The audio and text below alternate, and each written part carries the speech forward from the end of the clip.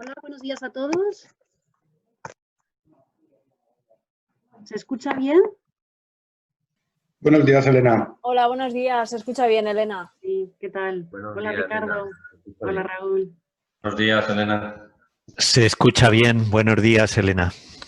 Fenomenal. Pues, si os parece, teníamos más inscritos. Yo creo que se van a ir conectando en los próximos minutos, pero por no demorarlo, empezamos con la presentación, que voy a ser muy breve, serán unos minutos, y así, pues, damos tiempo a que la gente se vaya conectando.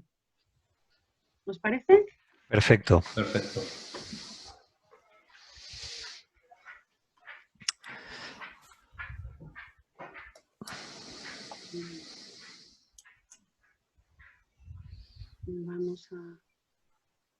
Quería proyectar el programa de la jornada. Y no te sale, ¿no? Sí, aquí lo tengo. Voy a compartir pantalla. Vale.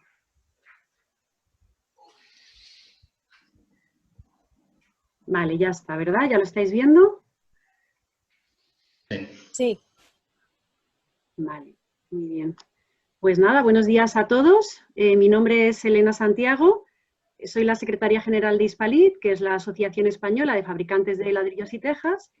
Y bueno, pues es un placer poder presentar esta jornada sobre un nuevo casetón cerámico para forjados reticulares que presenta grandísimas ventajas frente al resto de sistemas actuales, ¿no? Por lo tanto, espero que tenga un enorme recorrido e implantación en el mercado. Se trata de un proyecto que nos presentó Ricardo Castelló hace pues un poco más de un año, en el que Cerámica Peño creyó desde el principio, poniéndose a trabajar a toda velocidad para que a día de hoy, pues casi un año después, sea una realidad, no solamente el haber fabricado la pieza a nivel industrial, sino el haber ejecutado varias obras. Se trata de un proyecto de I+D+I, en el que además se ha contado con la colaboración de CIPE, con la que Hispalit tiene firmado un acuerdo de colaboración, y de esta forma cualquier prescriptor puede tener la tranquilidad y la garantía de que este sistema novedoso de forjados reticulares cerámicos está recogido como una solución en el software CIPE-CAD. Bueno, como veis en el programa de la jornada, se trata de pues, un webinar muy completo donde Ricardo Castelló, arquitecto, inventor del diseño de esta pieza, pues os va a contar cuáles son sus ventajas, que como os decía son muchísimas.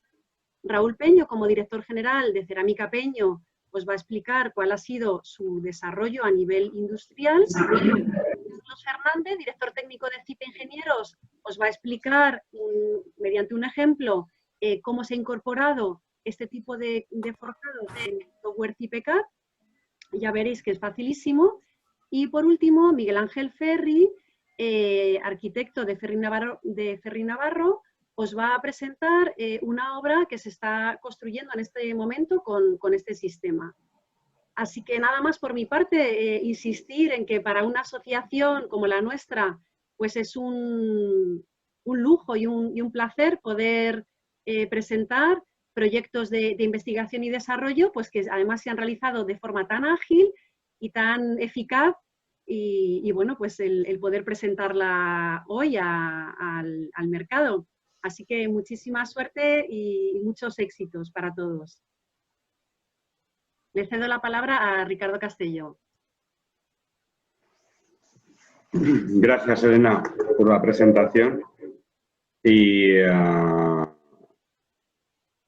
no sé, ¿se me ve? Sí. Vale. Bueno, pues gracias, Elena, por la presentación. Efectivamente, ha sido ya un tiempo lo que llevamos trabajando en ello. Y yo os voy a presentar hacer un poquito de recorrido de historia de lo que es la pieza. Y supongo que después Raúl os explicará la fabricación. Voy a compartir la pantalla.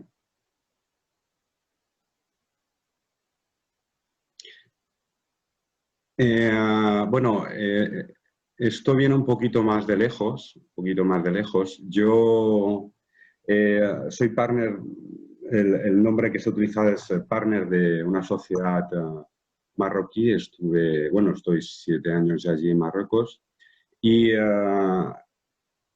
el objetivo inicial en Marruecos fue introducir el reticular, porque había muy poquita costumbre o habitud a utilizar el reticular, y se decidió por parte de Orobrique hacer una línea de investigación para ver si un producto de extrusión, como se utiliza en la cerámica, se podía adaptar para un forjado reticular. Entonces se inició la línea de investigación y en base a la experiencia de CIPE, sobre todo de Carlos, que nos ayudó muchísimo, pues empezaron a hacer unos esbozos, una pieza, unos moldes, que derivó en un sistema de piezas cerámicas para forjados reticulares. Casi que la primera obra que se hizo fue para Ricardo Bofill en la Universidad de Ben Guerir. Creo que fueron 15.000 metros cuadrados y Ricardo Bofill estuvo muy contento. En la actualidad se están estudiando obras de 30.000 y 40.000 metros cuadrados. Como ha dicho Elena, se retomó el tema para avanzar y adaptar el producto al mercado español, y junto con Cerámica Peñol se le dio una vuelta de tuerca al diseño en función de la fábrica, de su fábrica, y intentándola moldar lo máximo posible al mercado español. Y bueno, salió una pieza más ligera, con mejor fabricación, menos roturas. Y quiero anunciar también que Cerámica Marlo pues prevé su primera producción en agosto.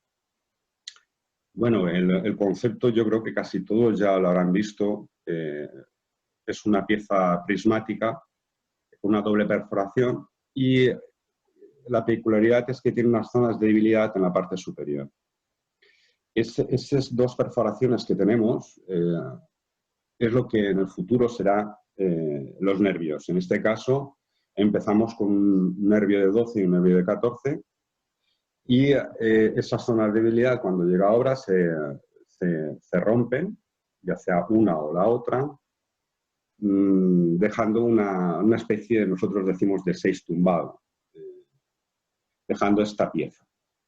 Una vez tenemos esta pieza, y como podemos observar, según la producción, sea de 12 o de 14, se producirán unos refuerzos o no. En este caso, si vamos a hacer la producción de 12, no existirá refuerzo en la parte superior, y si vamos a hacer la producción de 14, no existirá el refuerzo en la parte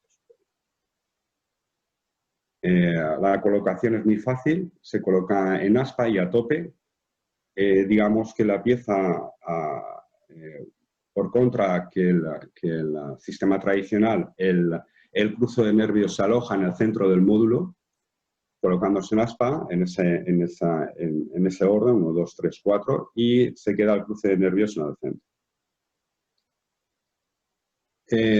Como es una pieza en extrusión, siempre se observan que en los lados de vigas o ábacos, pues tenemos zonas que, debido a la extrusión, pues tenemos laterales que no se tapan. Hay dos opciones. Hay la opción de taparlas con un poliestireno, o opción de cortar la pieza, como vemos aquí, que ya se hizo en su momento. La pieza está preparada para ello. De esa U que tenemos podemos dividirla en dos y girar una de las dos partes. No sé si me he explicado bien, pero en el dibujo se puede observar que la parte amarilla es una pieza que está girada de forma que las dos extrusiones quedan emparedadas y ofreciendo una cara ya lisa y solo dejando abierto el nervio. Quiero ir un poquito más a prisa. Para el replanteo es muy sencillo. Cogemos los ejes. Aquí se ha desplazado el punto, perdonar. Y podemos coger este vértice, por ejemplo, y a partir de este vértice, como las piezas, replanteando los dos ejes, las piezas se colocan a tope, no hace falta replantear los nervios, sino simplemente por la acumulación de las piezas y colocándolas a tope, el propio nervio se va formando. Después os enseñaré una foto. Y este es el forjado resultante con la sección de cálculo que después veremos con Carlos. Y en esta sección se puede ver la pieza en una disposición y en esta en la contraria. Eso es lo que crea que cerremos todos los huecos a partir de... y logremos un espacio cerrado entre nervios. La peculiaridad es pues, que el nervio está recubierto inferiormente, que los cruces se ensanchan, tenemos un poco más de hormigón aquí, pero además tenemos más facilidad de puesta en obra del hierro. El módulo de montaje son 4 piezas en vez de 3 y lo que hemos visto antes, se colocan en aspa y siempre a tope. Yo supongo que después lo explicará Carlos, pero toda esta forma altera los parámetros de cálculo del reticular convencional. Solo comentaros que tiene una peculiaridad, que es la altura del abacos y las alturas de las vigas, y el resto de conceptos os lo explicará. Esta es una obra que hicimos, la primera. Veis que no se utilizaron ningún tipo de replanteo salvo los ejes laterales, solo 2 ejes. Se colocó la pieza a tope y lo que es de destacar es el rendimiento en puesta en obra. Bueno, yo casi que ya he terminado. He puesto aquí que una cosa es dibujarlo y otra es fabricarlo, así que Raúl os explica cómo se fabrica y he puesto sin enfadarse con lo que lo ha dibujado. Raúl, te dejo a ti. Perdona, Ricardo, es que me están comentando que justo se ha quedado sin red Raúl, así que le damos paso a Carlos. Y luego vale, yo dejo de compartir pantalla. Muy bien. Pues en ese caso tomo yo la palabra para pasársela con posterioridad a Raúl. Creo que ya me deben estar viendo mi pantalla. Si es así, por favor, ¿me lo confirman? No, Carlos, No. todavía no lo ha compartido. Todavía no está compartida. A ver, compartir. Ahora sí. Ahora sí. Ahora sí, ¿no? Vale, perfecto. Bueno, pues ya ven. Ahora sí me ven, ¿no? Sí. Sí, sí. Vale, perfecto. Bueno, pues ya que me ha tocado intervenir en la parte de implementación de cálculo, voy a explicar lo que hemos hecho y que de alguna manera ya ha estado introduciendo Ricardo. CIPECAD dispone de la posibilidad de calcular forjados reticulares, como saben, y cuando se planteó en esa primera etapa que hablamos, en la que Ricardo, como parte de Orobrick, pues nos propuso hacer esa implementación, pues había algunas dificultades, puesto que el sistema planteaba unos ábacos con un determinado canto y una zona aligerada con otro canto, debido precisamente a esos 4 centímetros o los que correspondan de la parte cerámica aligerada que se extiende a lo largo de toda la zona aligerada, que lógicamente suponía dos cantos distintos a efectos de modelo de cálculo y luego a la hora del dimensionamiento de los nervios, ¿no? Lo mismo ocurría en todas las zonas de vigas perimetrales o zunchos que tengamos que disponer, lógicamente. Entonces tuvimos que hacer una rectificación en el modelado del mallado que genera simulando el forjado reticular, y a partir de ahí ya pudimos utilizarlo. Vemos, por ejemplo, que yo tengo aquí, si desactivo las cargas, estoy viendo que tengo aquí una viga de borde de 25 por 34. Sin embargo, cuando yo consulte el paño del forjado, y aquí consulte los datos de este paño, pues sé que tengo un forjado de 34, que es el total. Sin embargo, de este canto total, en la implementación que hemos hecho en CIPE, hemos tenido en cuenta esta diferencia y nos quedará un canto de 4 centímetros menos, un ancho de nervio, este D, que ya hemos especificado aquí, que son 4 centímetros bajo el nervio, para poder dimensionarlo tanto a efecto de negativos como positivos como cortante a lo largo de todos los nervios en la zona aligerada. Luego también está especificada las 4 piezas. Esto es importante por la parte de replanteo, tal como ha indicado Ricardo. Lo bueno que tiene este sistema es que podemos replantear las piezas a partir de 2 bordes, incluso en geometrías ciertamente con complejidad, como tenemos aquí, con bordes, con muchas formas, huecos, etcétera, pues podemos conseguir un buen replanteo partiendo de los bordes y nos van quedando todos los macizados ya ajustados a pieza completa o media pieza o cuarto de pieza. Con lo cual, el replanteo, que yo creo que ya Ricardo lo ha dejado claro, tiene ciertas ventajas al cubrir la totalidad de la superficie, la alineación de los nervios es perfecta y la colocación de las armaduras se facilita. Bien, pues a efectos de cálculo, respecto a un forjado reticular habitual, pues tenemos 2 cantos, la zona de ábacos y la zona aligerada y la zona de vigas. Y así se dimensionan con sus cantos reales de hormigón útil, y obtenemos unos resultados que, por un lado, cuando vemos los datos de estos paños, hay que recordar que cuando definimos un forjado reticular, tenemos la posibilidad de definir el forjado crece. Tenemos 2 tipos, que son los que hemos implementado hasta el momento. Lógicamente se podrían implementar más, y con las geometrías que nos ha proporcionado Cerámicas Peño, hemos creado estos 2 tipos que vienen por defecto en la instalación, con lo cual, digamos, el usuario ya no tiene más que seleccionarlo. Todos los que son sus datos geométricos, sus parámetros técnicos como el volumen de hormigón, el peso propio, ya vienen configurados en la ficha de los forjados y por lo tanto no tenemos más que seleccionarlo e introducirlo como lo haríamos con cualquier otro forjado.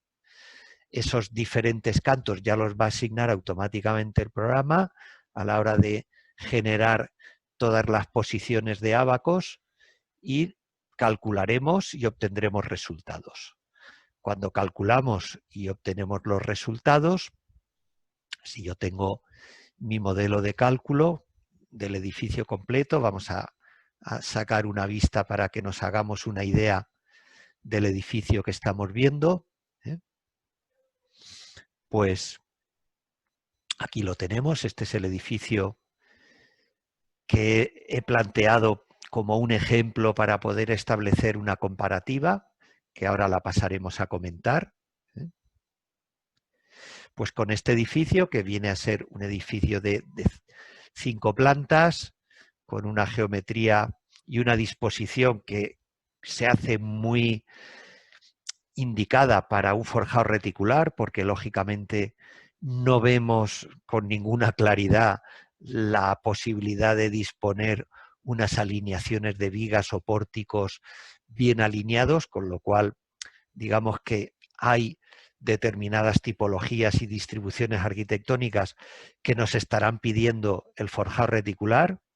También podría ser la losa maciza, pero bueno, esto sí que ya tenemos claro que tanto por peso como por volúmenes de hormigón, pues la losa maciza todavía no resulta lo suficientemente competitiva, salvo que vayamos a losas postesadas, que para este caso pues tampoco sería indicado, con unas luces que están en el entorno de 7,5 metros, como tenemos por aquí, que podemos comprobar si queremos ver pues que desde este punto a este punto pues tenemos 7 metros y pico. Bien, pues para estos casos viene perfecto el forjado reticular y además el forjado cerámico, al tener dos cantos y encontrarnos que aquí podríamos tener 34 de verdad en la zona de ábacos y en la zona aligerada 30, además se adapta muy bien a cómo se generan los esfuerzos, los momentos en un cálculo, que normalmente todos sabemos que los momentos negativos suelen ser algo superiores a los momentos positivos. Luego, si en la zona de negativos de ábacos tenemos un canto superior, vamos a obtener un mejor comportamiento a la hora de obtener un dimensionamiento de armaduras, ¿eh? Y por otro lado, que en la zona aligerada tengamos menos volumen de hormigón, va a ser también favorable porque tendremos algo menos de peso propio respecto a otro tipo de casetones, como pueden ser los de hormigón, como ahora veremos, inclusive con más canto, ¿eh? Y pues al final tener un menor peso va a repercutir en el dimensionamiento de los forjados, en el dimensionamiento de los pilares y en el dimensionamiento de las cimentaciones. Porque en este ejemplo también he puesto a colaborar el dimensionamiento de unas zapatas, en este caso aisladas, para que podamos compararlo con facilidad, ¿eh? Bien, pues dicho esto, yo aquí tengo planteado un cálculo de un ejemplo con el forjado reticular cerámico Crece y también he hecho otro ejemplo exactamente igual. Bueno, realmente hice dos ejemplos, uno con canto 30, un 25 más 5 de hormigón, y también he hecho uno también con un 30 más 5 para que, digamos, en la zona de negativos tengamos algo muy aproximado con el típico casetón de hormigón, pero que en este caso lo que he elegido es un 30 más 5 en donde prácticamente todo es igual con 3 piezas, ¿eh? Bien, pues si hacemos el cálculo de estos dos casos y obtenemos las cuantías, que saben que es algo que podemos obtener, cuantías de obra, vamos a comprobar aquí las que obtenemos del caso de hormigón. Pues nos calcula, cada vez que solicitamos nos hace el cálculo con las últimas armaduras y la última geometría que hayamos dispuesto, para que siempre sea lo último obtenido. Y aquí, bueno, pues tenemos unos resultados. Si vemos el resumen, pues nos quedamos aquí con los datos: volumen de hormigón 714, acero en barras 41.300 kilos por metro y 14,84 cuantía por metro cuadrado. Muy bien, pues por las mismas, antes habíamos visto que lo habíamos obtenido en el cerámico Crece, lo vamos a repetir también en vivo para que cuando ahora yo enseñe un cuadro comparativo, pues veamos que efectivamente ha sido así. Voy a pedir también la cuantía total y los volúmenes que tengo, y así se nos quedarán en la memoria para que cuando yo muestre esa tabla, pues veamos que son resultados acordes a los que hemos obtenido de los cálculos. Muy bien, pues aquí me saldrá ahora el resumen. Ya vemos que tenemos aquí 678 metros cúbicos, 42.000 kilos, un poquitín más de cuantía. Y ahora pues les voy a mostrar, lógicamente, no sé si me he ido ahora de la imagen, voy a volver a sacar aquí el forjado y voy a mostrar la tabla comparativa. Bueno, pues he hecho un Excel en el cual podemos ver que tengo la zona izquierda, un resumen, he copiado esos resultados de cuantías del forjado cerámico 13 más 4 y el forjado de hormigón 30 más 5. Aquí podemos ver los resultados, 678, 714, y apreciamos que, desde luego, tenemos un ahorro en los volúmenes de hormigón del orden de 30 y tantos metros cúbicos menos en la obra con el forjado cerámico Crece, y sí que tenemos ciertamente unos 900 y pico kilos más. Haciendo un número gordo estimado, en donde valoremos del orden de 100 euros el metro cúbico el hormigón, aquí ya contando cimentaciones también, que las tendríamos en cuenta. Fíjense, por ejemplo, que en cimentaciones también tenemos un ahorro de 66 metros cúbicos a 71, o sea que ahorramos del orden de 5 y pico metros cúbicos en cimentación y también ahorramos en kilos, o sea que si sumamos todo y tenemos todo en cuenta, kilos totales, ya las diferencias son bastante menores y tengo un ahorro, pues si me cuesta esta estructura, a grosso modo, 120.000 euros el forjado cerámico Crece, pues tendría que gastar casi 124.000 euros en el de hormigón. Luego podemos decir que obtenemos un ahorro, pues por la ligereza que nos aporta la cerámica frente al hormigón, y esos resultados obtenidos a través del cálculo pues reflejan que ese menor peso, tanto en cimentación como en la estructura, pues nos puede favorecer a la hora de economizar en nuestra obra, ¿vale? Pues dicho esto, pues creo que como resumen, la herramienta nos permite hacer nuestro cálculo con los forjados cerámicos Crece, tenemos todos los datos incorporados y vamos a obtener unos resultados que son favorables a el casetón cerámico, en este caso el de Crece que hemos probado, y bueno, también lo probamos en su día con los de Eurobrick, y pienso que de momento, pues bueno, ya vamos teniendo experiencias. Si a eso le sumamos lo que ahora nos contará seguramente Raúl y nos cuente también Miguel Ángel, pues podremos sacar más conclusiones. Y bueno, pues voy a pasar la palabra al siguiente ponente, dejo de compartir mi pantalla y paso palabra.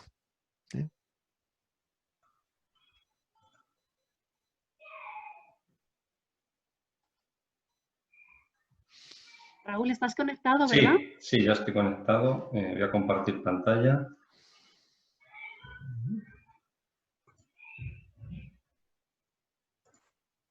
A ver si encuentro.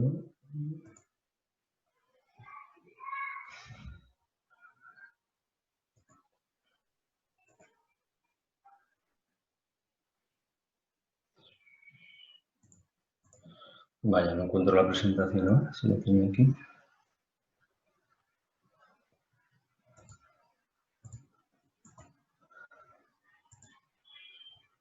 Ah, aquí está.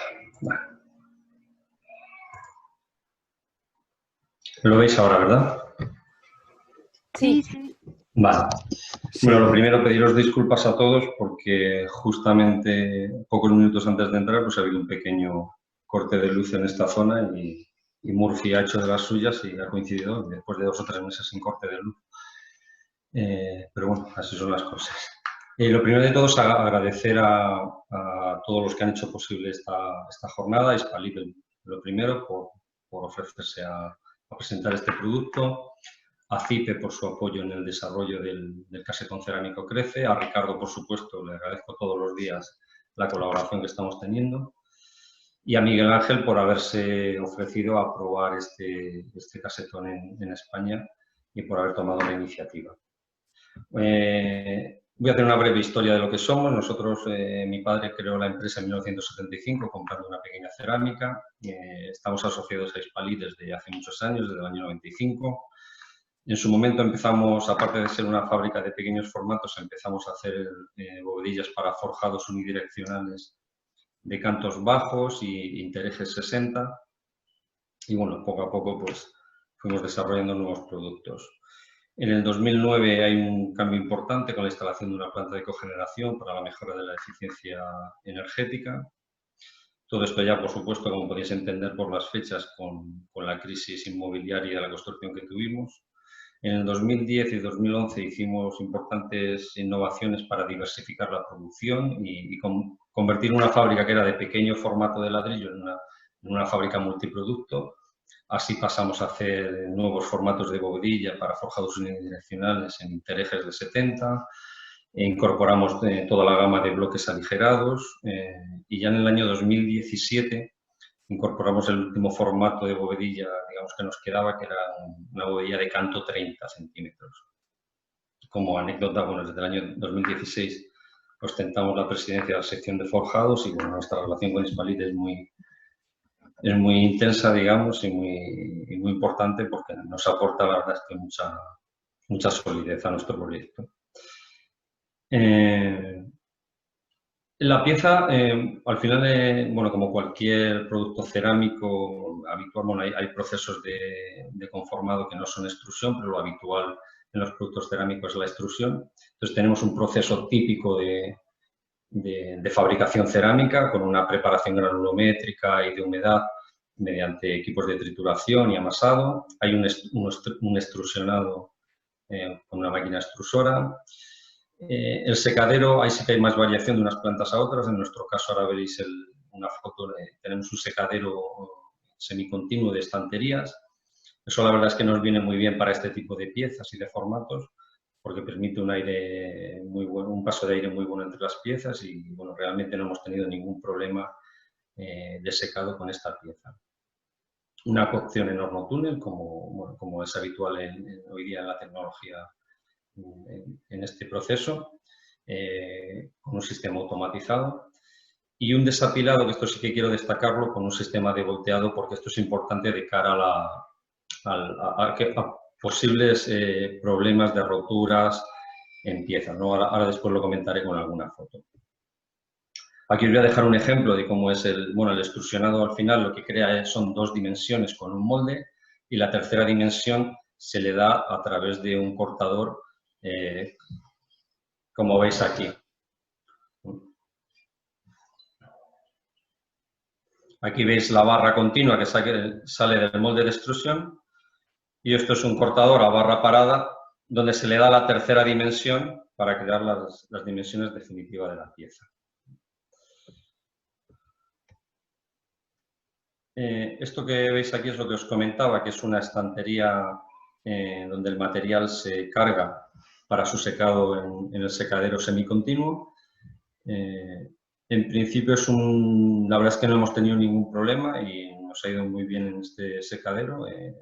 En su momento podíamos tener dudas porque la pieza, la verdad es que tanto para la extrusión como el secado, en el extrusionado nos creó bastantes problemas hasta que equilibramos el molde, porque es una pieza que presenta dos grandes, digamos, tapones o tacos en las zonas centrales. Entonces esto crea desequilibrios de salida de barro que, bueno, al final se corrigió.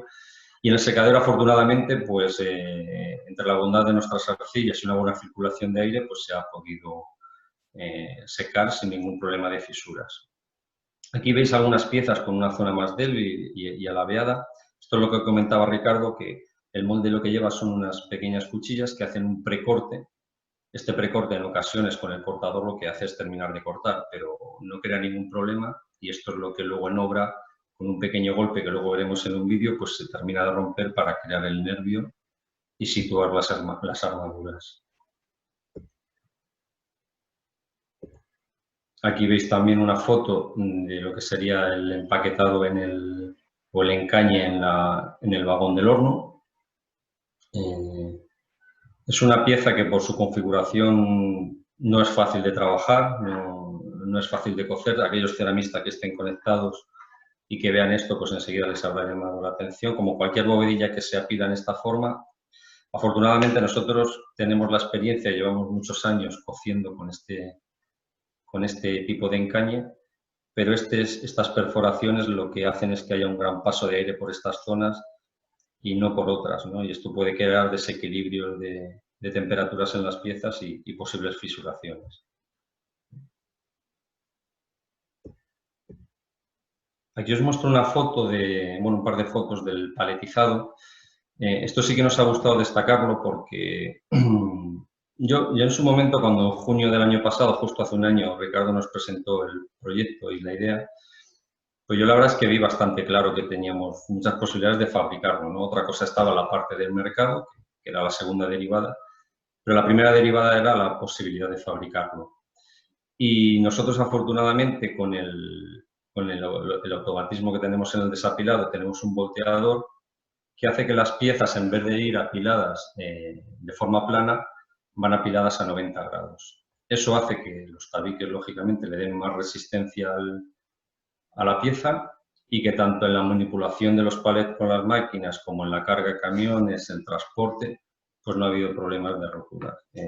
Yo sé que piezas parecidas a esta hace años se fabricaron y un comentario general en el sector es que había muchos problemas de roturas porque al final la zona más débil, que es una zona lateral que lleva los precortes arriba, pues es una zona muy débil, que ante posibles sobrecargas, sobre todo si el apilado es plano, pues puede haber rotura de piezas.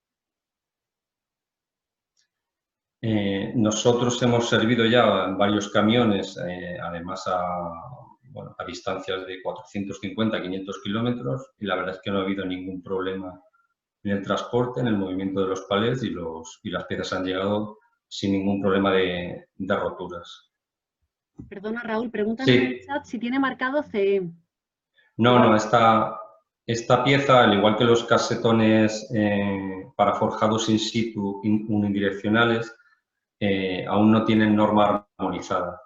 Entonces, lo que hacemos hacemos una ficha de declaración de características esenciales, un poco equivalente basándonos en la norma, en la 15.037,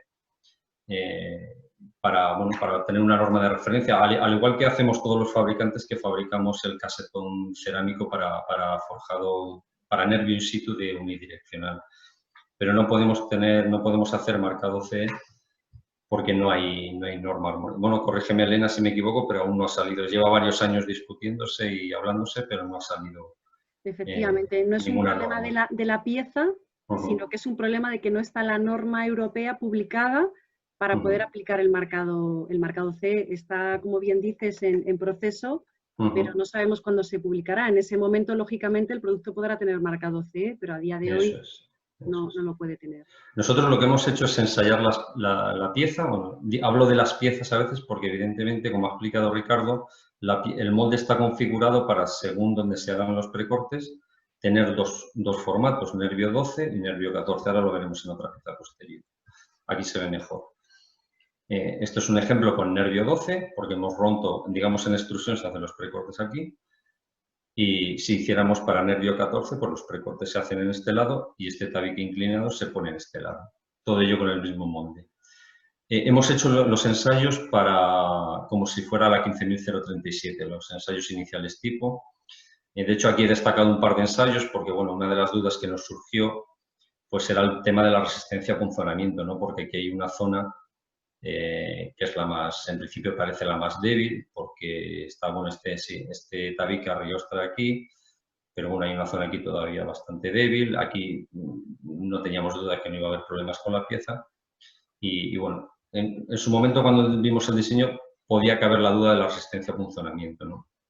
Sin embargo, el resultado ha sido espectacular, o sea, ha sido mejor que el que obtenemos con las bovedillas para forjados unidireccionales, o sea, del orden de 2,5 kilonewton, ¿no? Y otro dato característico de las arcillas es que la expansión por humedad pues está muy bien controlada y los ensayos nos han dado por debajo de 0,3 milímetros por metro.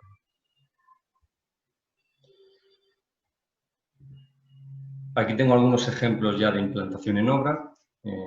Ricardo ha explicado la forma de instalar la pieza. Es un sistema muy fácil, tomando como referencia un punto de 6 girando 90 grados y las piezas a tope, con lo cual apenas hay margen de error. Una característica muy importante y que a los arquitectos les gusta mucho cuando se lo presentamos es la alineación de los nervios, ¿no? Al final, la alineación del nervio se convierte de ser lo que era un elemento de control en obra, que debía ser con un casetón, digamos, aislado, que no tiene referencia, de otra medida, pues hay que poner unos distanciadores y hay que hacer unos replanteos.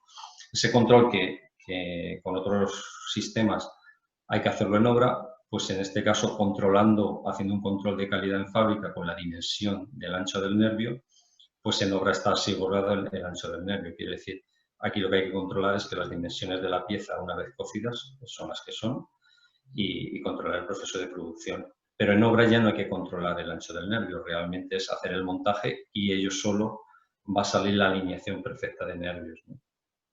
Aquí he puesto una foto que, no sé, como he tenido el problema técnico, no sé si Ricardo lo ha comentado, pero una cosa importante que hicimos en el diseño de la pieza, que fue, bueno, idea de Ricardo, por supuesto, es que estos tabiques de aquí inferiores están diseñados de tal manera que con una pequeña varilla de soporte se pueden poner las armaduras encima y la distancia que queda entre la parte inferior y la armadura es al menos de 25 milímetros, que creo que es el recubrimiento mínimo que exige la norma para el tema de resistencia al fuego. Evidentemente, aparte de eso, esta pieza tiene otra ventaja, y es que hay un recubrimiento inferior de 40 milímetros que da todavía mayor tranquilidad y mayor seguridad a las direcciones facultativas para el tema de resistencia al fuego. Aquí se puede ver en una vista, digamos, lateral, y esto sería una vista superior donde se ve cómo la varilla apoya aquí, y luego simplemente es apoyar la armadura, el redondo, ¿no? Esto puede evitar en algunos casos la colocación de aviones que se suelen utilizar en obra para asegurar la distancia de los 25 milímetros. Todo depende del peso y de la cantidad de varillas, pero simplifica mucho el montado de armaduras. Aquí veis unas fotos de la parte inferior, cómo queda un forjado una vez desencofrado. En el centro se ven los tacos donde no llega la cerámica, que en su momento también pues pueden funcionar como puntos de apoyo para puntales cuando se van desencofrando.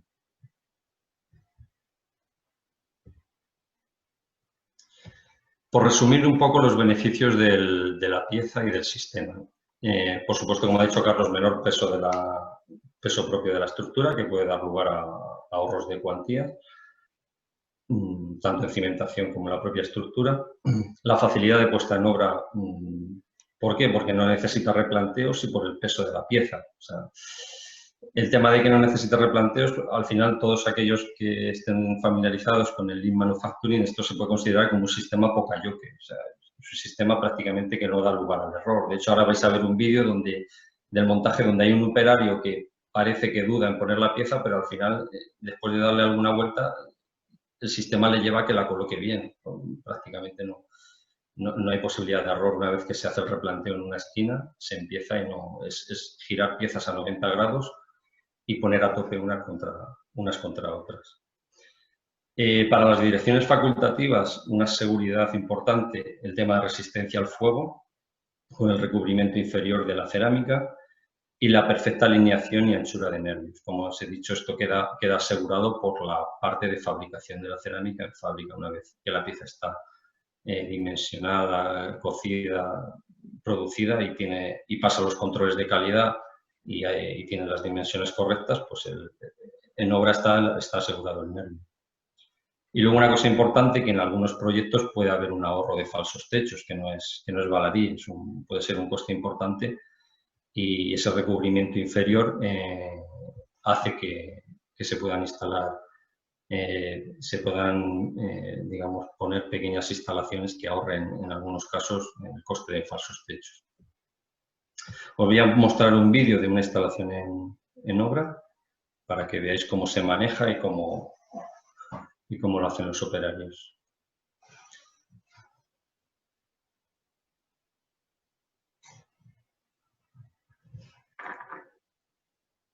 Ahí veis la rotura digamos, del soporte que se hace en fabricación para dar consistencia a la pieza, pero que luego en obra sobra para construir el nervio, o sea, para meter las armaduras y verter el hormigón. Aquí se puede ver el perfecto ancho del nervio y la alineación.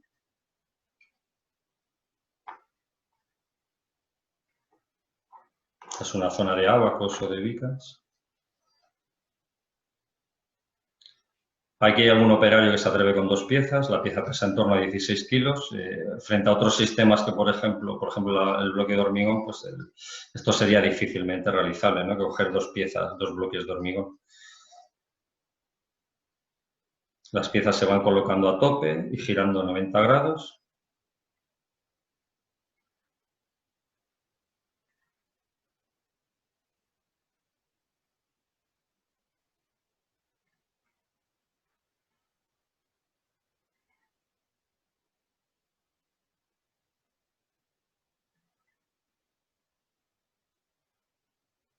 Aquí hay un operario, este es el que creo que duda algo, no sabe muy bien cómo ponerla.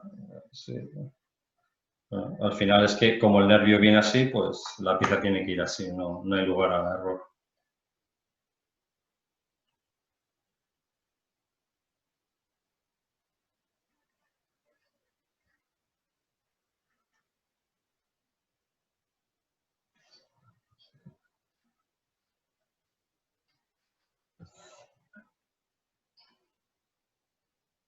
Bueno, esto sería todo por mi parte. Agradecer en estos proyectos que se han realizado, hemos contado con la colaboración de Miguel Ángel Ferri, arquitecto, que ahora os va a contar un poco su experiencia. Agradecerle a él que haya colaborado en estos proyectos. Tenemos algún proyecto más en estudio ya.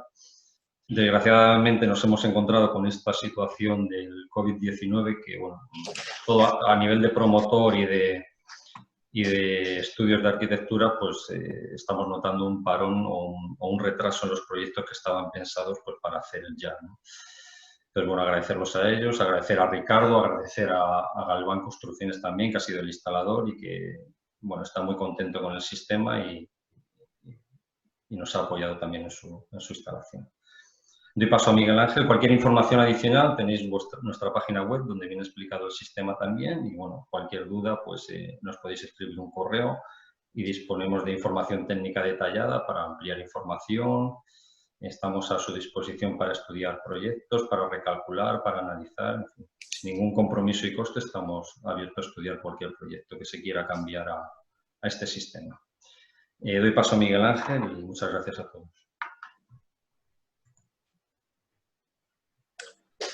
Hola, buenos días. ¿Me oís? Sí. Vale, Buenos días. perfecto. Yo, si os parece, voy a compartir también la pantalla y os hablo del proyecto y los beneficios que hemos tenido con él. A ver, ¿lo veis? No, todavía no, Miguel. ¿No?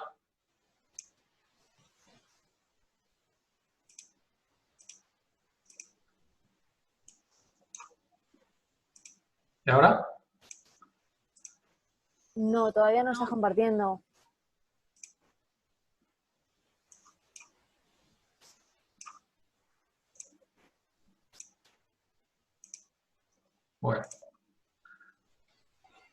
Bueno, pues no pasa nada. Os hablo del proyecto. Bueno, pues cuando Ricardo me habló de este material, pues la verdad es que me cuadraba con las necesidades que tenía mi cliente en este proyecto, que era una vivienda unifamiliar con unas luces considerables y que nos llevaba a utilizar un forjado bidireccional. En este caso, el planteamiento de partida era con bovedilla de hormigón, ¿vale? Entonces, pues de alguna manera decidimos probarlo porque aunaba unas ventajas que para mi cliente eran importantes, como el aprovechar las alturas libres que tenemos, porque bajo de esta bovedilla, incluso bajo de los nervios, podemos aprovechar para colocar instalaciones, ¿vale? Y por otra parte, el tema de los plazos, porque sí que es verdad que esto lo hemos estado hablando el constructor y yo y hemos adelantado bastantes semanas en la ejecución de esta obra, ¿vale? Ya directamente en lo que es la instalación, pues hablando con los operarios, pues también nos han transmitido su satisfacción porque manejan menos peso y la verdad es que van más rápidos. Y otra de las cosas buenas que hemos visto y por las que probablemente con toda seguridad vamos a repetir es porque de cara a la dirección facultativa con el tema del replanteo adelantamos un montón y casi que se hace bien por castigo. Esto pues unido a que el peso propio del forjado pues nos hace que aligeremos en cimentaciones y en general en la estructura, pues bueno, nos ha llevado a pues eso, a estar satisfechos en esta obra, que la verdad, hemos sido conejillos de indias, pero satisfactoriamente, y bueno, pues vamos a repetir. Yo, por lo que me comenta el estructurista, él es una empresa especializada en estructuras.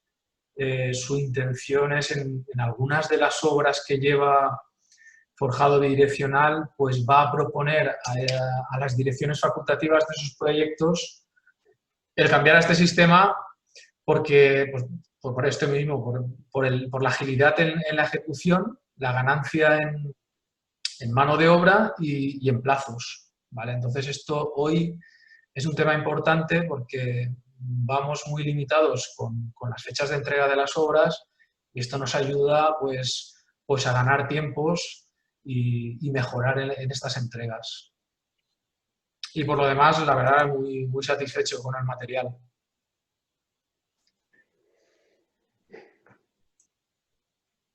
Elena. Sí. Pasamos a preguntas. Pues sí, Miguel Ángel, ya has terminado, ¿verdad? Porque al final Sí, no... sí, sí. Vale, pues si os parece empezamos con el coloquio. Podéis abrir vuestros micrófonos y hablar o bien en el chat, escribirlo como prefiráis.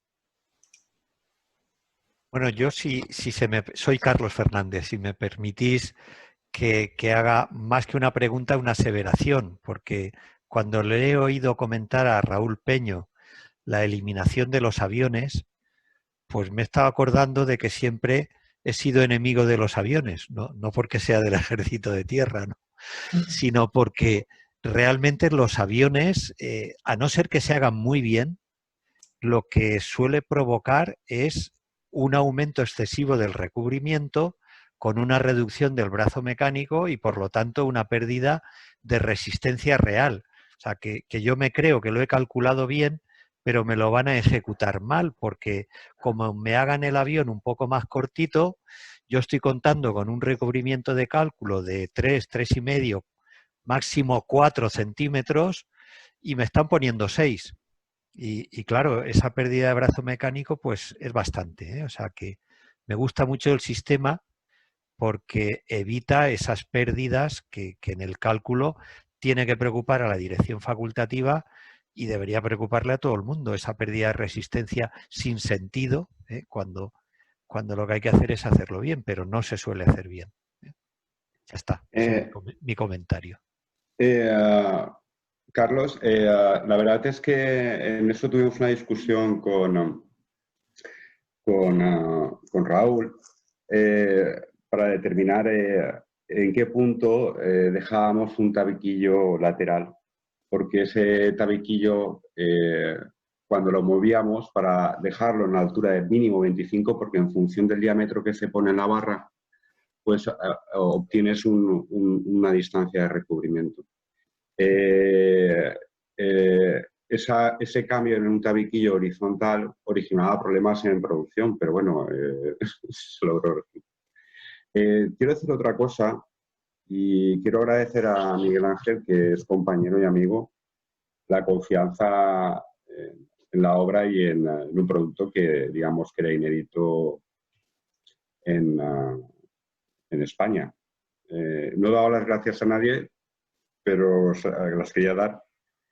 Primero a Miguel Ángel, Raúl, por aguantarme muchísimo durante el periodo de concepción, Isfalid por la ayuda de siempre y una especial mención a Carlos porque es como mi papá desde el punto de vista estructural y solo quería decir eso antes de que se cerrase o se siguiese con el vuelo.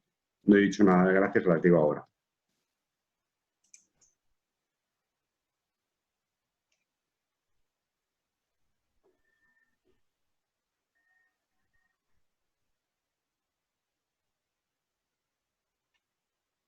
Bueno, pues Parece después que de tus... no hay ninguna consulta. No, realmente a mí me parece muy ingenioso el sistema de la barrita en el cruce de bovedillas con ese sobre altura para apoyar la barrita. y conseguir los recubrimientos, me parece un detalle técnico de alto nivel, cosa que normalmente no se piensa en ello, ¿no? Pero está muy bien. Si no, claro, tendrías que recurrir a colocar separadores, que todos sabemos que los separadores se colocan o no se colocan, ¿no? Y entonces, confiar en esas cosas no es buena cosa, ¿no? En fin, es un comentario, como decía, ¿eh?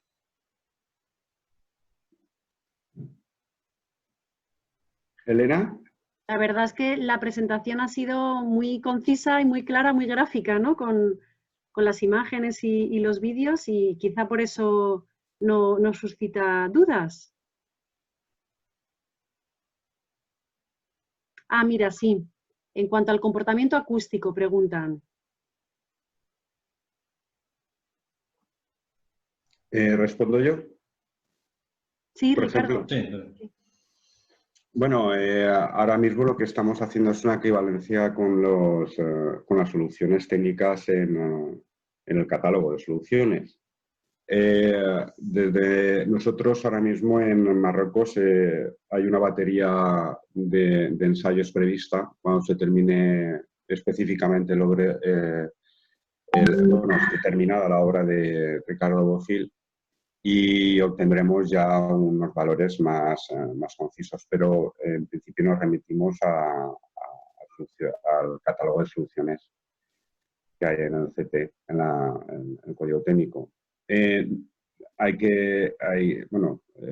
un principio podemos decir que no menos que una solución estándar. No sé si he respondido.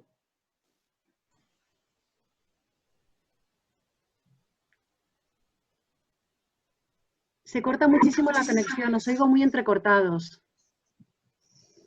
Pues no lo sé, yo la verdad es que escucho bien, me imagino que dependerá de la conexión que tenga cada uno. Yo os estoy escuchando perfectamente, ¿eh? No.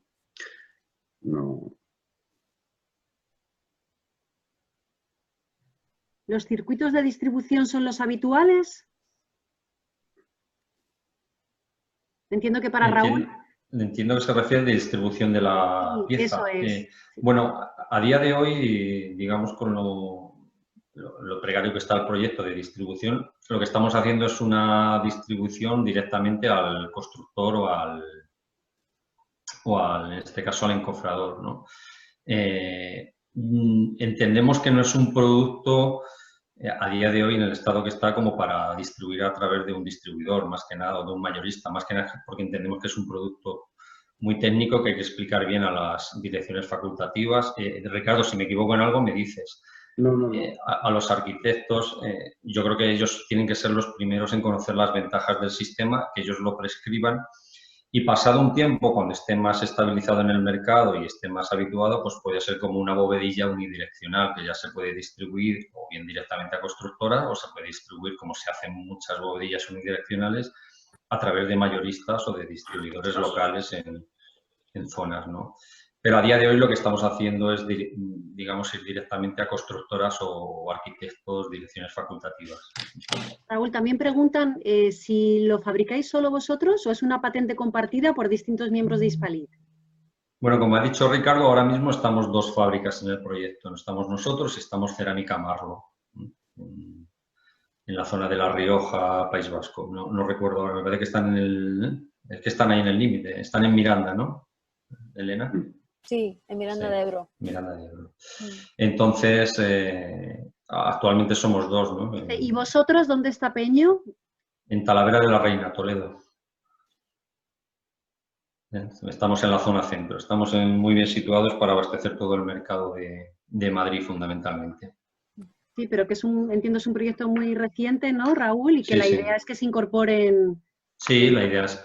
A ver, nuestra idea es formar un pequeño consorcio con varios fabricantes que nos haga también más fuerte, que nos haga tener sinergias de distribución, de optimización económica de difusión, en fin, conseguir sinergias económicas y sobre todo fortaleza en el producto para defender el producto y para tener más, digamos, más fuerza en el mercado, pero la idea es que haya más fabricantes, por supuesto. Me Luego dicen cuáles serían los posibles cantos de forjado y qué tolerancias dimensionales tiene el producto en el replanteo. Sobre los cantos, bueno, Ricardo, respondes tú. Yo ahora mismo solo hay un canto en producción. Cantos e interejes. Eso. Bueno, es verdad que no lo hemos dicho. El canto ahora mismo es 25 más 5 de capa de compresión sería 30. Luego hablamos de 34 porque en la zona de vigas macizas y ábacos, pues con el recubrimiento inferior de la pieza nos vamos a 34. Pero realmente cuando vemos el diseño de la pieza y vemos la U del nervio, la altura de ese nervio son 25 centímetros, más la capa de compresión, que puede ser 5 o 6 o depende del proyecto, pues nos iríamos a 30. Que sí que es cierto que el canto total son 34. ¿Y cuál era la otra? Posibles cantos de forja. Tolerancias dimensionales que el producto tiene en el replanteo. Ricardo, ¿tú tienes algún dato sobre esto? Y luego también preguntaban por los interejes. Sí, es verdad, interejes tenemos el de nervio 12, va en un intereje de 800 y el nervio de ancho 14 se va a un intereje de 780 milímetros. Estas dimensiones al final van en función del corte de la pieza y del diseño de la pieza, pues quedan estos interejes. Perdonad porque es que te he recibido una llamada en estos momentos, es como la ley de Murphy hoy, como le ha pasado a Raúl. Creo que Diego de Marlo está también en el webinar. Está conectado. Y con ellos se ha ido a un intereje un poco más alto por configuración de fábrica, pero supongo que cada fabricante elegirá un intereje y unas alturas. Y como he dejado por algún lado, esto es una familia, ¿no? Pues, dependerá de la zona. Por ejemplo, en Andalucía sí que me comentan siempre que los interejes más utilizados, incluso aunque sean los menos óptimos, son de 70 centímetros. En el caso de Raúl, se optó por dos interejes, diferenciarlos según el nervio. De todas formas, eso es lo que hay en el mercado actualmente y lo que está funcionando en un... Yo ahí no quiero decir nada bueno, lo digo bajo la supervisión de Carlos. Un canto de 25 más 5 yo creo que supone entre el 60 y el 65% de lo que sería la demanda de este tipo de forjado. Bueno, solo un comentario por alusiones, Ricardo. El hecho de que en Andalucía se emplee el intereje 70, históricamente creo que viene porque los primeros que empezaron a fabricar el casetón de hormigón lo hicieron para el entreeje 70, mientras que en las zonas de Levante y resto se empezó con el entreeje 80 y se ha quedado por costumbre, pero realmente es lógico pensar que un intereje menor no aporta ninguna ventaja, puesto que con los cantos que utilizamos, bueno, a lo mejor puede ser que en un momento inicial donde se iba a unos cantos muy reducidos, pues pudiese limitar el entreeje y se tuviera que reducir, pero actualmente con los cantos que vamos siempre, que es un 25 más 5, casi siempre, por no decir siempre, es muy práctico el 80 y lógicamente entra un poco menos de hormigón y un poco menos de acero en el cálculo. O sea que no tienen ninguna ventaja el entreeje 70. Sí. Yo corroboro... Algún día lo acabarán cambiando. Sí. Si tenemos la suerte de que con la introducción del forjado cerámico vayan sustituyéndolo, pues van a ganar. O sea, la cuantía va a ser mayor. O sea, en la comparativa va a mejorar ese resultado al que ya tenemos. O sea, que sería favorable. Yo corroboro lo que dices, Carlos, porque hablando con un arquitecto de la zona de Málaga que le gusta mucho el sistema, que lo conoció en el webinar que organizasteis vosotros a principios de abril, sí. me dijo lo mismo que me has dicho tú, que dicen, no te creas que lo del intereje 70 es algo técnico estudiado y tal. Esto hace años hubo un fabricante de hormigón que hizo unas piezas así y se ha quedado como costumbre, dice, pero no no tiene ninguna explicación científica, ni técnica, ni nada. O sea, no tiene sentido técnico. Así es. Siguen preguntando, ¿sería posible un forjado de 21 más 5 más los 4 de la cerámica inferior? Entiendo que el cálculo del forjado se penalizaría bastante. A ver, yo por la parte de producción, evidentemente que es posible, simplemente un molde con esas dimensiones, con una pieza de menos altura y ya está, o sea, no tiene más complicación. Desde el punto de vista de cálculo, pues lógicamente penalizará, me imagino, pero bueno, ahí Hombre, ya Carlos o Ricardo ya sabéis. Sí, está claro que tendríamos que reducir algo las luces de su campo de aplicación, ¿no? Si aquí estábamos en 7 metros bien, pues con un 21 más 5, un 26, tendríamos que bajar entre 6, 6,5, no más, ¿no? Lógicamente. Por lo demás, no le veo ningún problema. También es verdad que habrá obras en donde puede ser indicado. Pero vamos, yo creo que ahí ya es un tema más de estudio de fabricación, ¿no? Si te sale a cuenta tener diferentes piezas o normalizar más en un par de entreejes y un canto único o tener 2, 3 cantos y 6 entreejes, no lo sé. Ahí ya es un estudio de fabricación, ¿no? Preguntaban antes, ay, perdón, Elena, sí, preguntaban por la tapa de la pieza que se rompe. Eso es, dice, la tapa de la pieza que se rompe antes de hormigonar, ¿existe para mantener la forma en la extrusión, secado y cocción de la pieza o para qué sirve si no? Justo lo ha dicho tal cual. De hecho, yo hice una prueba, me aventuré, hice una prueba a extrusionar sin la tapa y las deformaciones del secado lo que provocan es que la pieza se deforme y no se mantenga el ancho del nervio. O sea, se creaban unas deformaciones.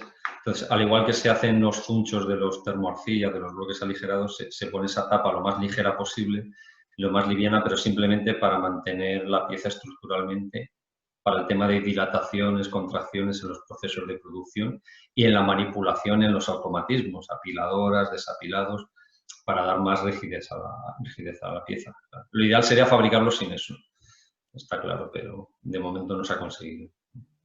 Raúl, también para ti, ¿el paletizado no es viable sin voltear la pieza? Sí, claro, eso depende de hecho, en Orobrique se paletiza, ¿no, Ricardo? Efectivamente. Según habéis visto la foto que he mostrado con el producto apilado encañado en la vagoneta, pues tal cual está ahí, ellos en Orobrique hacen un giro a la pieza para trabar el encañe y directamente con un automatismo, con unas pinzas, pues cogen lo que son las piezas del palé y lo colocan sobre un palé. Entonces, por poder ser, de hecho yo lo puedo hacer yo tengo 2 líneas, una línea para bovedillas de desapilado y otra para ladrillos y bloques, y se puede hacer. De hecho, en una prueba que hicimos con el de Nervio 14 tuve un problema en el desapilado de volteador y lo desapilé por el otro lado. Por poderse se puede hacer en producción. Lo que va a dar eso es menos garantías a la hora de la carga, el transporte, manipulación en obra. Todo eso, que igual no hay ningún problema, pero en principio puede dar algún problema más de roturas, porque un palé cuando choque con otro, pues la pieza va más débil y de hecho al colocarlo así sin volteador, pues la carga va directamente sobre las partes débiles. Entonces, por poderse en producción se puede hacer sin problema. Luego Yo respecto a eso, os puedo comentar la experiencia que tuvimos precisamente en la universidad, que fue quizá la obra que más lejos suministramos. Creo que eran casi 260 kilómetros de distancia de fábrica.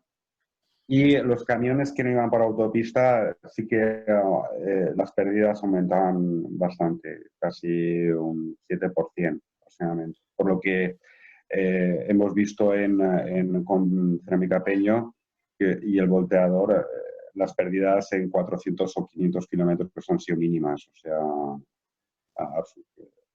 casi inexistentes. La diferencia entre el volteador y sin volteador. Fabricar sí, pero digamos que a una distancia y transporte a una distancia cercana, como ha dicho Raúl.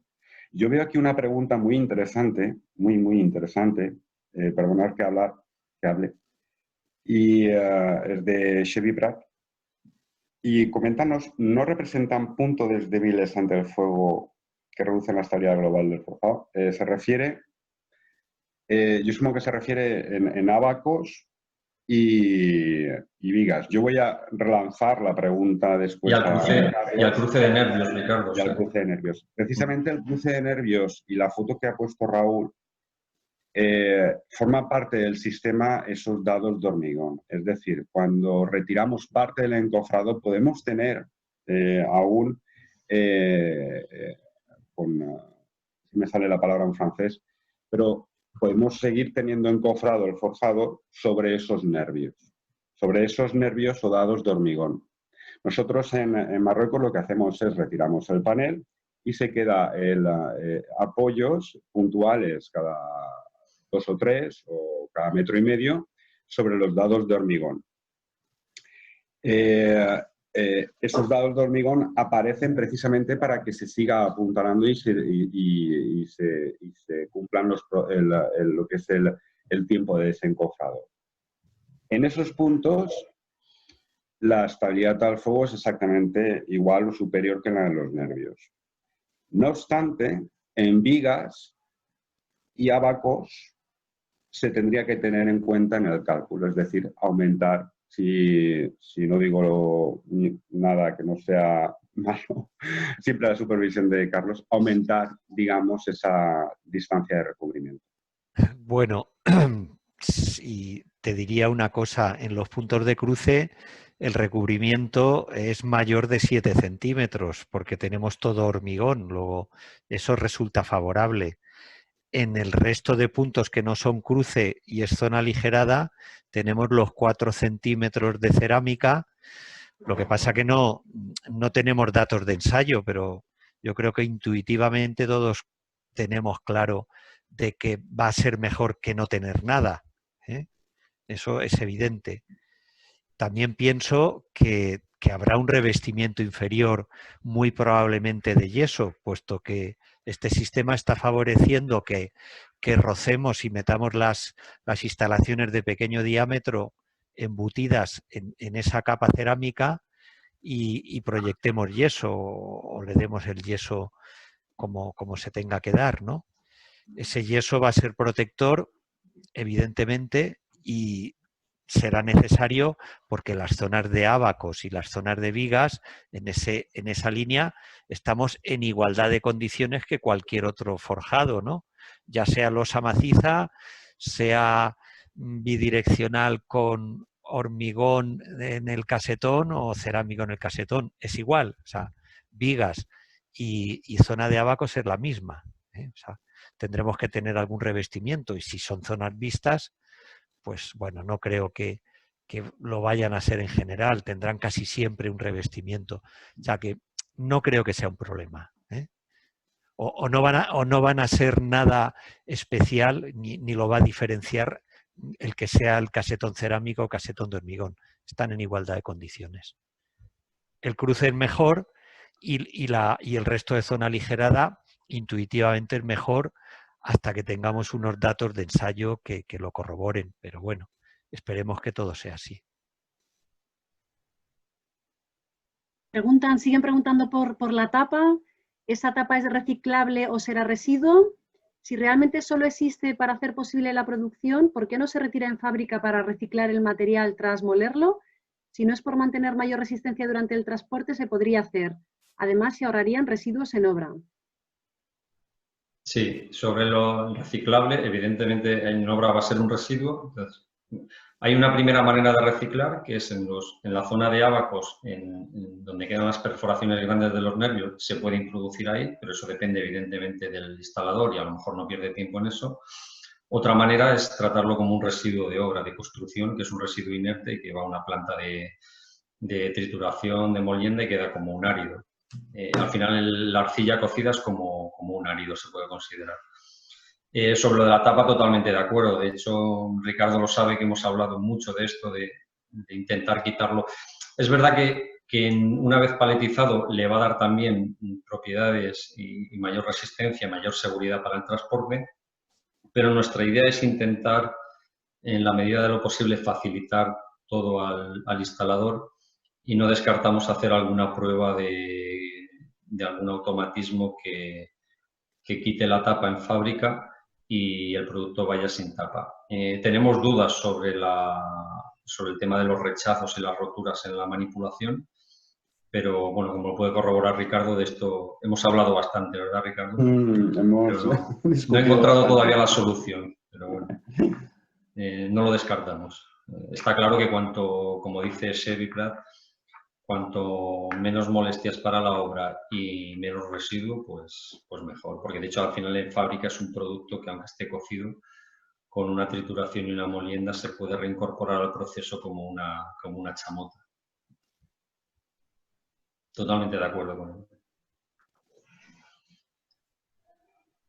¿Más preguntas? De momento hasta aquí llegamos con las preguntas. Pero estáis a tiempo, la verdad que ha ido muy bien la jornada en cuanto a tiempo. Así, mira, respecto a un hipotético acabado inferior enlucido de yeso, ¿habría que mallarlo o hacer varias capas para evitar fisuras entre el soporte de cerámica y las zonas de hormigón? Yo creo que ahí hay que remitirnos a todas las uniones de diferentes productos, ¿no?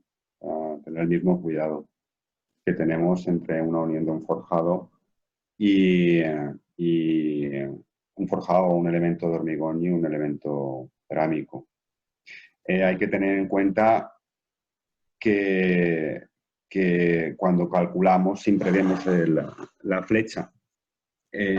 También depende del cuidado que tengamos en el cálculo.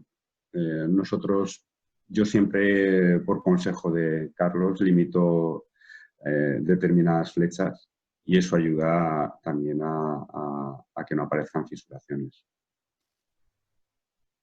Dicen, ¿es económicamente competitivo con respecto a productos similares del mercado, aparte del ahorro en acero y hormigón, que se ha comentado por parte de Carlos, con respecto a otros productos similares? Entiendo que se refiere al elemento de encofrado perdido, o sea, bien poliestireno, bien bloque de hormigón. Si hay, pues eso, como has dicho, aparte de la ligereza y de ese ahorro en volumen de hormigón y de acero, pues en cuanto a rendimientos de obra, que se implique menos mano de obra, otro tipo de aspectos, ¿no? En ese sentido. Si comparamos puramente solo el metro cuadrado o el metro cúbico de cerámica con el metro cúbico de un bloque de hormigón, que es el caso que más conozco, pues evidentemente es más cara la cerámica.